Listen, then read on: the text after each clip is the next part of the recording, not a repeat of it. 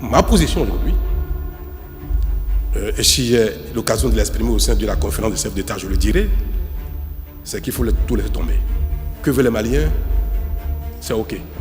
Que veulent les Burkinabés? C'est OK. Que veulent les Nigériens? C'est OK pour que cette décision de séparer les peuples n'aille pas plus loin que l'intention ou que la déclaration. On peut dire, le dire, revenir.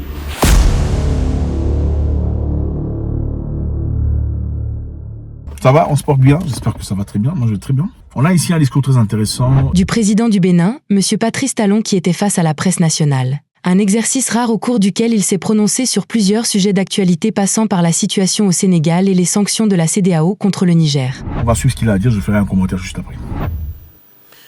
Il a été dit dans toutes les institutions, notamment dans la CEDEAO et l'UMOA, que le mode de changement de régime politique, d'acteurs politiques, c'est pas le peuple, c'est le peuple qui choisit.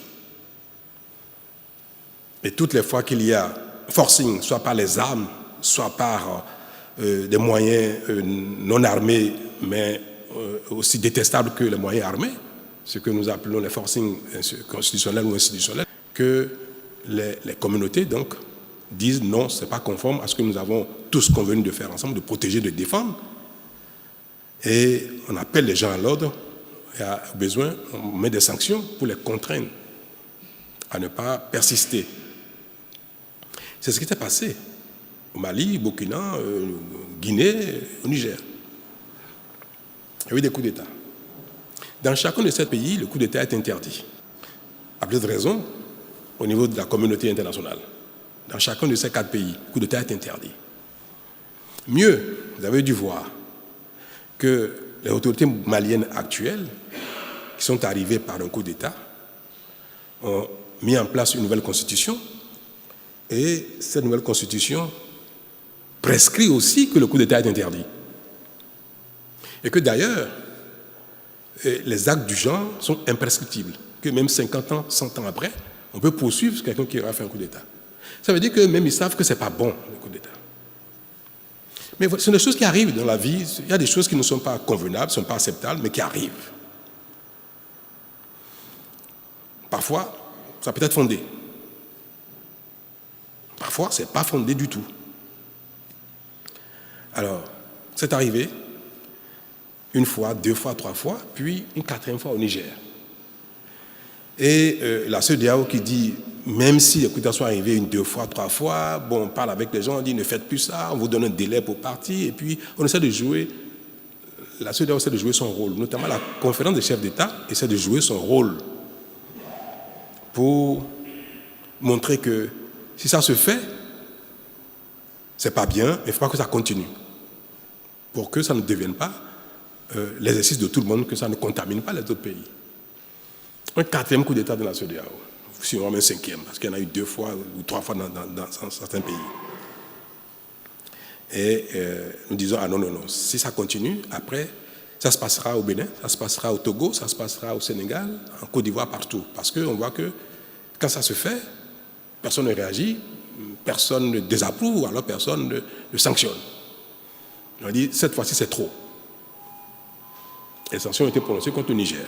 Le président béninois en a assez des sanctions qui durent depuis trop longtemps. Patrice Talon a expliqué que les sanctions imposées par la CEDEAO aux pays voisins n'étaient pas censées durer dans le temps.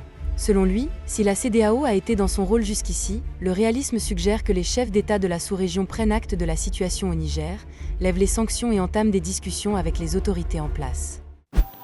Et des sanctions dures, qui en fait ne sont pas destinées à durer dans le temps. C'est des mesures, quand on les prend, on estime que, bon, au bout de quelques jours, quelques semaines, ça va se faire. Ils vont revenir à l'ordre. 1 semaine, 2 semaines, 1 mois, 2 mois, 3 mois passent. Ça ne change rien. C'est pour ça que j'ai eu à le dire, il n'y a pas longtemps, que le moment est arrivé pour faire le point. Savoir si les mesures qui ont été prises ont produit leurs effets ou non. Comme ce n'est pas des mesures qui sont destinées à durer dans le temps, parce que ça pose des préjudices graves aux populations, il faut être réaliste. Et d'ailleurs, le président béninois, le président togolais, nigérien et consorts, ils ne vivent pas au Niger, ni au Burkina. Donc parfois aussi, il faut être humble. Nous ne savons pas quelles sont les vraies réalités de ces pays-là. Mais nous sommes dans notre rôle. Mais le peuple dans son rôle, et parfois, est à côté de la plaque. Ce qu'on nous demande dans la vie, c'est d'être de bonne foi. Et chaque fois que nous prenons une décision, que ce soit guidé par la bonne foi. Est-ce qu'au moment où cette décision a été prise, on était de bonne foi? Est-ce que ce n'était pas normal qu'on prenne cette décision? Si aujourd'hui quelque chose se passe en Côte d'Ivoire ou au Sénégal, ou ce qui se passe, est-ce que si ce n'est pas bien, est-ce qu'il ne faudrait pas que la communauté dénonce que ce n'est pas bien? Si demain quelque chose se passe au Bénin, si demain quelque chose se passe au Togo, ce n'est pas bien que la communauté dise non, ce n'est pas bien. Nous sommes dans notre rôle en disant ce n'est pas bien, il faut corriger, il ne faut pas que ça continue. Mais quand les peuples, la nature, la vie ou le sort, parfois nous impose quelque chose, il faut être responsable, c'est celui qui sait prendre acte, constater que, malgré sa bonne foi, les choses ne se passent pas comme il souhaite, et dit bon, il faut tenir compte de ça. Et nous sommes les premiers à vouloir que les sanctions s'arrêtent. Moi, je suis pressé d'enlever les sanctions. Ça parce que ça pose des préjudices graves au Bénin. Non. Et je veux que les Béninois le sachent, ça. Ça cause des préjudices au Bénin, c'est sûr. Mais ça cause plus de préjudices au Niger qu'au Bénin. Nos frères nigériens souffrent plus que nous de ce qui se passe. Et ce sont nos frères et sœurs. Donc il est temps pour nous de lever ces mesures-là qui n'étaient pas destinées à durer. Oui à la levée des sanctions, oui pour le dialogue. Mais le président du Bénin est totalement contre le retrait de ces 3 pays de la CEDEAO. Brutalement, on apprend que les 3 pays, Burkina, Niger et Mali, sont sortis de la CEDEAO. Moi, cela m'a beaucoup peiné.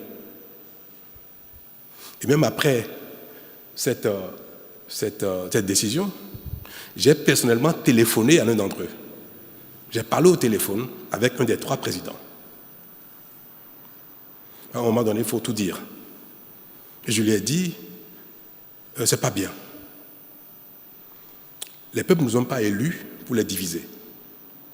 Moi, j'ai été élu au Bénin. Vous êtes en fonction depuis dans votre pays. Et notre rôle, c'est de conduire le destin pendant un temps de la communauté globale, de la CEDEAO, de l'UMOA, pendant un temps. Mais la volonté des peuples, c'est de s'intégrer. Il n'y a pas de conflit entre le peuple du Bénin et le peuple du Niger. Il n'y a pas de conflit entre le peuple du Bénin et le peuple du Burkina ni du Mali. Et c'est vrai, il n'y a aucun problème entre les peuples de la communauté et l'UMOA de la CEDEAO. Aucun problème. C'est au niveau des organes de la CEDEAO. La CEDEAO des peuples n'est pas en difficulté. Il n'y a aucun problème dans la CEDEAO des peuples.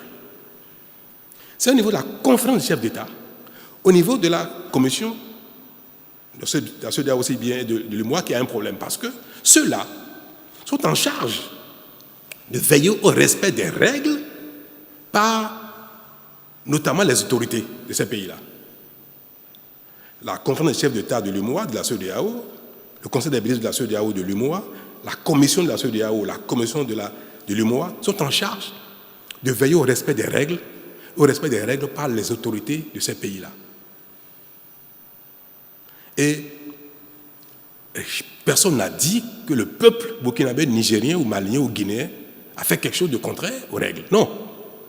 C'est au niveau des responsables. Donc, s'il y a un problème au niveau des responsables, et que leurs homologues, leurs pairs, ont constaté, on dit non, c'est pas bien, c'est pas conforme aux règles. Ne faites plus ça. Si on ne s'entend pas que ça génère un conflit entre nous, des heurts même entre nous, des bagarres entre nous, ce n'est pas l'affaire des peuples. Donc, si même ces conflits, ces différends persistent, il ne faut pas que ça aboutisse à la division des peuples. Et c'est pour ça que moi, celui à qui j'ai parlé, j'ai dit, ça allait trop loin.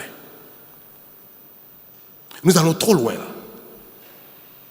Il faut qu'on se revoie et qu'on dise, bon allez, quoi qu'il se passe, quel que soit ce qui s'est passé à la terre, on arrête tout et puis on préserve l'essentiel qui est la communauté des peuples.